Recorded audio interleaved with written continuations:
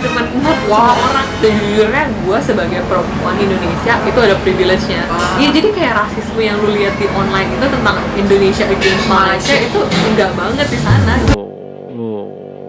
Hai, assalamualaikum warahmatullahi wabarakatuh. Berjumpa lagi dengan saya Merreact TV. Oke, apa kabar hari ini? Mudah-mudahan kabar daripada kalian semuanya semoga baik-baik saja. Oke teman-teman, di video kali ini jom kita reaction bareng. Sebelum kita reaction salah satu video ini, please buat teman-teman yang masih belum menekan tombol subscribe, silahkan tekan terlebih dahulu. Dan jangan lupa juga aktifkan lonceng notifikasinya.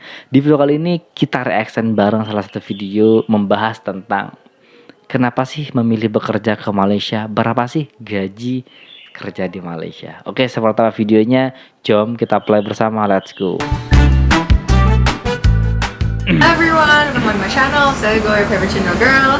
Hari ini aku kedatangan sama teman kuliah aku, guys. Dia sebenarnya kakak kelas ya jatuhnya. Hari ini ceritanya kita bakalan sharing-sharing tentang pengalaman temen aku ini, namanya Mutiara, yang pernah kerja di Malaysia, guys.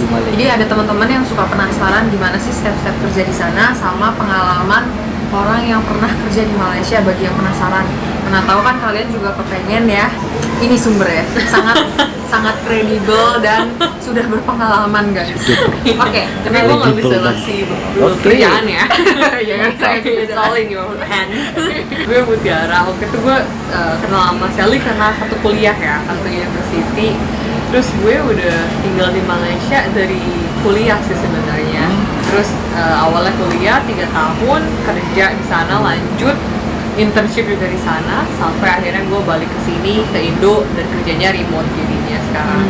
Ya karena company-nya udah gimana sih, karena pandemi, jadi remote working kan di accelerated saat itu, jadinya mereka membolehkan kita untuk kerja di mana aja gitu.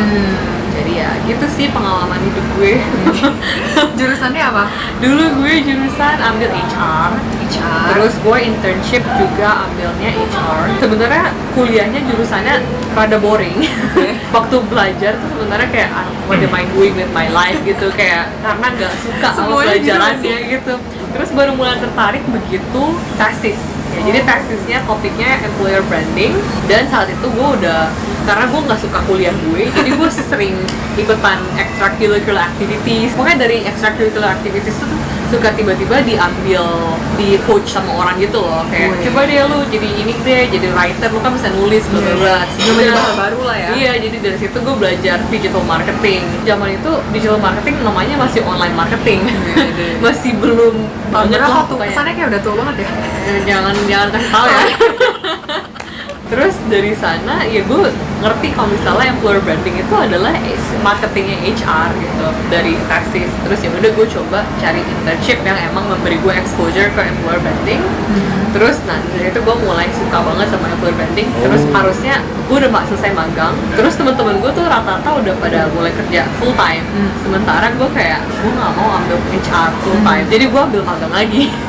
Jadi gue magang totalnya kayak 2 kali gitu dibanding teman-teman gue yang lain yang udah mulai ambil full time ya. Berarti kuncinya supaya tahu kita sukanya apa, coba-coba ya? Coba-coba aja. Coba hal baru, explore hal baru ya. Terus waktu itu gue magang di perusahaan startup yang emang employer branding banget. Jadi dia recruitment app kayak Jobstreet, kayak Glints gitu. Cuman mereka lebih emphasize ke employer branding, namanya Hiredly sekarang ya. Nih kalau misalnya lu mau cari kerjaan di Malaysia, pakai Hiredly ya.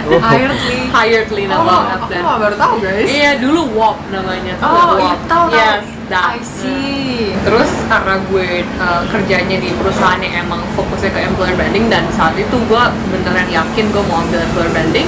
Jadi full time job pertama gue 2 tahun pertama tuh ambil digital marketing supaya ya bisa ngerti how to market an employer. Terus setelah itu gue dapet job fokusnya ke employer branding. Terus gue jadi balik lagi ke HR dan jadi ambil recruitment, jadi megang change management, organizational development, sama sekarang jadinya lebih ke HRBP gitu sih. Oke. Berarti so far kuncinya yang lu bisa kasih tips ke teman-teman apa? Buat tahu lu sebenarnya maunya apa, di bidang apa, karirnya apa gitu. Waktu itu gue sebenarnya coba-coba sih banyaknya. Awalnya coba-coba. Iya. Dan waktu magang itu beneran do not waste your time di saat itu, karena intinya ya apapun itu opportunity yang ada di lu dapatkan saat ini, misalnya lu nggak suka tempat magang lu ataupun lu nggak suka pekerjaan lu, just keep on doing, trying to be the best at it. Ya. Karena someday ya bos lu bisa assign lu ke task lu yang lain yang Setuju mungkin sih. lu lebih suka. Setuju sih. Iya, Bisa intinya. coba kasih extra mile juga. Bukan berarti kerjanya meskipun nggak suka tapi males-malesan tanda kutipnya ya. Iya, prove yourself that you are worthy enough to like explore other opportunities gitu sih. Setuju banget. Oke, Iya. terus Keren step ya. gimana untuk dapat kerja di Malaysia? Waktu itu Kalau sih gue apply juga sih, banyak juga gue apply-nya. Waktu setelah magang 2 kali itu, gue juga networking sama orang-orang banyak. Nah di saat networking. itu ya networking Penting juga. Ya ikutan aja kayak event-event online gitu. Kalau misalnya lu buka Eventbrite, itu suka ada aja di event marketing yang gimana ya mempertemukan lu dengan orang-orang dengan industri lu gitu. Ya walaupun lu fresh grad, sebenarnya sebagai cewek itu ada faktor di mana lu akan dianggap remeh sih. Sebenarnya itu akan play a factor. Pasti tapi ya, just pasti. go for it. Like make sure that you look presentable. Jangan juga kayak membuat hal-hal treatment orang lain yang menganggap lu remeh itu menjadi Benar. barrier lu dan untuk- menjadi benar juga. Iya, dan menjadi benar juga. Kalau soal requirement gimana? Misalnya lu udah mau kerja di tempat ini, ada sesuatu hal khusus nggak yang bikin lu mungkin ekstra menonjol? Oh, intinya sih kalau misalnya itu rata-rata employer tuh suka sama orang yang instead of like telling more about yourself, tell us more about what you can do to our company gitu loh. Ini Gitu. mantan HR loh, jadi dengerin ya guys. Gue udah screening berapa ratus orang nih. Iya, ini didengerin Sudah ya kan, guys. tuh kan tangan. Powerful nih, powerful. Nggak garansi, tapi maksudnya at least ada berapa persen tambah lah ya confidence-nya nanti kalau Iya. dengerin tips dari Mutiara ini. Dan kayak gimana ya, jangan don't be afraid to say that you don't know. Don't be afraid to say that you've never had any experience in that gitu. Sebenarnya kita juga suka kejujuran itu. Dan tapi instead of like using that lack of experience as a reason for us not to hire you, tell us why you think even though you don't have that experience, you Kita still can masih- do X, Y, Z. Ya, kita masih harus hire lu instead of anyone else gitu ya. Dan ya gitu loh, jadi kayak bilang aja lu emang mau belajar gitu. Betul. Terus yang pertama kali dilihat dari misalnya screening CV itu apa sebenarnya? Kalau boleh Ya tahu? pasti ya, itu estetik CV lu itu harus banget, harus make sure typografinya bagus, terus tata anan juga bagus, make sure gak ada typo, gak ada Betul. grammatical error. Kalau misalnya lu apply ke Malaysia itu rata-rata CV-nya dalam bahasa Inggris ya. Terus lebih baik kalau misalnya, gue sih ngikutinnya, ini saran dari Google ya. Jadi sarannya adalah XYZ. Dia bilangnya tell them that I did X, and then it's proven by Y, and then it's within the range of Z. Jadi misalnya X itu gue udah bisa menurunkan turnover company gue yang awalnya dari 50% menjadi 20%, itu XY-nya, dan dibuktikan dalam waktu berapa bulan gitu. Gimana untuk visa kerja dan kontrak? Oke, visa kerja, iya sebenarnya cari employer yang bisa kasih lu visa itu penting banget, karena saat ini kalau gue Malaysia juga kasih banyak restriction untuk masukin expat ya. Jadi kuota visa tuh sekarang berkurang. Kalau mau cari aman ya cari company yang bisa kasih lu visa. Nah itu ada banyak caranya kalau misalnya untuk company. Jadi mereka bisa lewat agent atau mereka bisa lewat government body yang kerja sama dengan immigration, itu bisa juga. Tapi kalau misalnya lu kerja company-company kecil, make sure mereka ada MSc status. Itu adalah government body yang emang kerjasama dengan immigration supaya company bisa punya visa. Ada tanda kutip shortcutnya nggak? Maksudnya in a way kayak gimana caranya supaya kita bisa digaranti dapat visa dari company tersebut gitu loh. Oh iya, harus make sure aja bilang ke mereka kalau misalnya ntar ada visa, dan make sure itu ada ditulis di kontrak lu juga. Oh, Iya. ya itu berarti penting sih sebenarnya. Iya, itu penting Keep that in banget. mind. Terus kalau kontrak varies ya. Iya, kontraknya tergantung masing-masing company. Rata-rata ya company bakal bikin standarnya ya, yang penting ada benefits, terus clausesnya apa aja, terus termnya itu berapa lama. Ada pekerjaan yang kalau full time position itu nggak akan ada termnya, jadi mau ya bakal terminated kalau misalnya either party is going to terminate it. Bisa dari perusahaan lu misalnya kena pecat atau gimana, atau misalnya lu mau terminate kontrak lu sendiri lewat resignation. Ya, kalau misalnya resignation rata-rata notice periodnya 2 bulan kalau di Malaysia ya. Tapi ada juga sampai 3 bulan, ada juga sampai 6 bulan tergantung posisi dan tergantung perusahaannya. Oke, kalau ngomongin soal kontrak, gimana dengan range gaji di Malaysia? Kalau dibanding di Indonesia sama di Indonesia ya, mungkin bagi teman-teman ada yang pengen tahu range-nya kali ya. Kalau range sebenarnya ya, ini yang gue baru ngerti ya. Kalau misalnya range gaji itu starting point di Malaysia itu bagus. Maksudnya UMR mereka bagus dibanding Indo ya. Kalau nggak salah mereka Betul teman-teman. Lebih bagus UMR Malaysia dibanding UMR Indonesia. Sesuai lah dengan budget yang kita keluarkan dan kita butuhkan di Malaysia. Gila. tuh minimal 2.700 sekarang. Wow.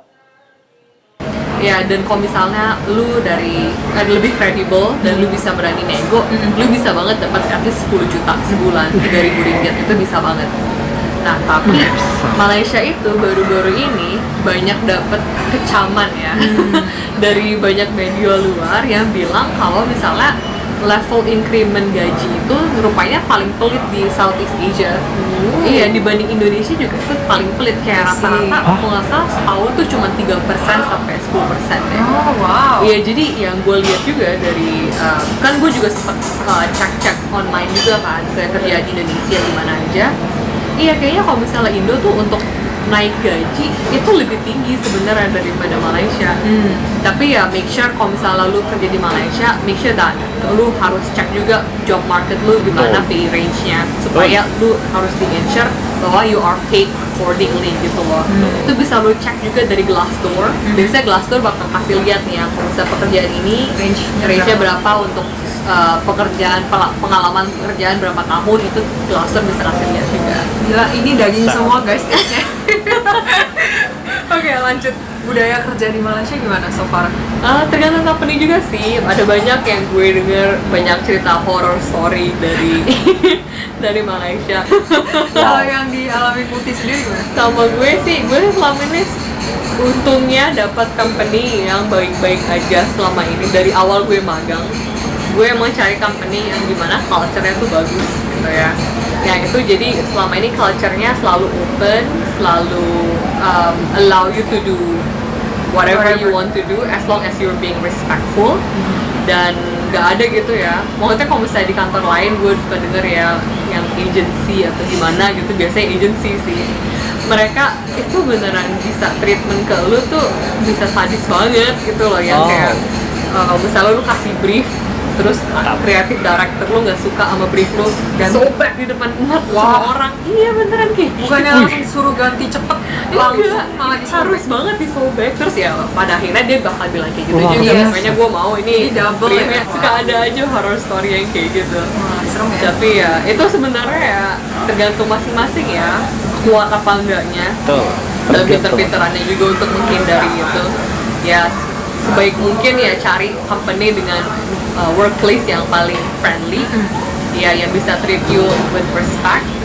Dan rata-rata orang di sana sih kalau kerja pasti pakai bahasa Inggris ya. Baru tadi gue mau nanya, gimana dengan bahasanya? Berarti bahasa Inggris ya guys? Iya pakai bahasa Inggris. Saya suka ada yang nanya, Kak, emang kalau di Malaysia tuh wajib ya gitu bisa dan pakai bahasa Inggris?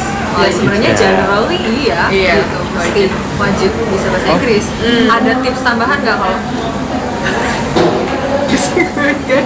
kita lagi ngobrol, pasti sih kedengeran kali ini. Oh iya. Tunggu bentar ya.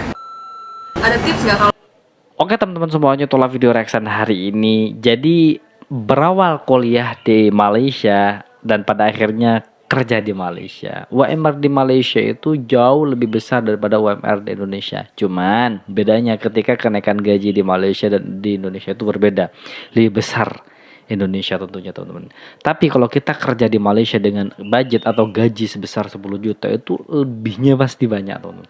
Karena ditambah lagi biaya hidup dan kebutuhan di Malaysia itu jauh-jauh lebih murah dibandingkan Indonesia. Maka dari itu kalau sudah bekerja di Malaysia pasti bawaannya kaya lah, punya uang lebih. Karena apa? Kerja di Malaysia tuh besar gajinya dan kebutuhan biaya hidup itu yang terjangkau sangat murah sekali teman-teman. Dan itulah keberuntungan orang Indonesia yang kerja ke Malaysia. Oke, itulah video hari ini. Buat teman-teman yang suka dengan video ini, silahkan bantu dengan cara menekan tombol like, komen, dan share. Dan jangan lupa juga subscribe. Baik, kita akhiri. Wassalamualaikum warahmatullahi wabarakatuh.